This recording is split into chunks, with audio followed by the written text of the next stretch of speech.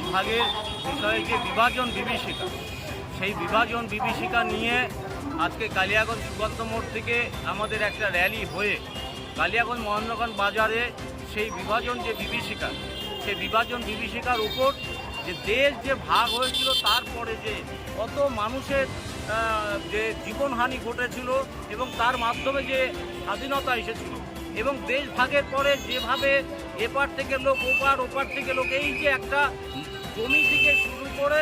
Up to মানুষ পর্যন্ত ভাগ হয়েছিল, তারই উপর আজকে এই বিষয়টা আজকে বক্তব্য কালিয়াগঞ্জ মহেন্দ্রগঞ্জ বাজারে এই বিভাজন বিভীষিকার উপর বক্তব্য রাখবে এবং সাধারণ যে বর্তমান প্রজন্ম এই বিষয়টাকে জানানোর জন্য এই আমাদের এই আজকে এই র্যালি।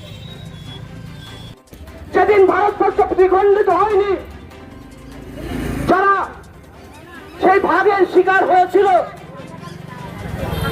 সেই ভাগে তারা নিজেরাও জানত না তারা কোন পাশে পড়বে, তারা পূর্ব পাকিস্তানে পড়বে না ভারতবর্ষে পড়বে। সেই সময়কার ষড়যন্ত্রের শিকার হয়ে তারা উদ্বাস্তু রূপে পরিণত হল। বিঘার পর বিঘা জমি ছেড়ে, সমস্ত কিছু ছেড়ে এখানে এসে গাছের তলায় রাত কাটিয়েছে, ছোট বাচ্চা কাচ্চা নিয়ে কোনো সময় কচু সিদ্ধ করে খেয়েছে।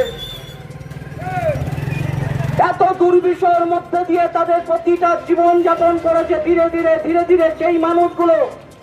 ঝড় নয়, বৃষ্টি নয়, সমস্ত কিছু উপেক্ষা করে ধীরে ধীরে সেখানে এই বসতি স্থাপন করে তারা এখানকার জনজীবনের সাথে এক হয়ে যে ভারতবর্ষের নাগরিকতে পরিণত হয়েছে। তাই এই বিভাজন, যে ভারতবর্ষের যে বিভাজন হয়েছিল, সেই বিভাজনকে আমরা বিভীষিকা, সেই সময় যে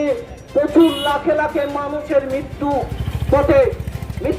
পথে ফেলে দিয়ে এবং তাদের মৃত্যুর মধ্যে দিয়ে এই যে ভারতবর্ষের স্বাধীনতা এসেছিল এবং স্বাধীনতার পরে কিভাবে ব্যাকের পর হিন্দুদের উপর কিভাবে অত্যাচার হয়েছে, এই সমস্ত কিছুর বিষয় নিয়ে আজকে আমরা এই পথসভায় এখানে উপস্থিত আন্দোলন হয়ে সেটাকে নাটক শুরু হয়েছিল, মানে বিস্তাপিত করা হচ্ছে যেভাবে ভারতবর্ষে বা পশ্চিম বাংলাতে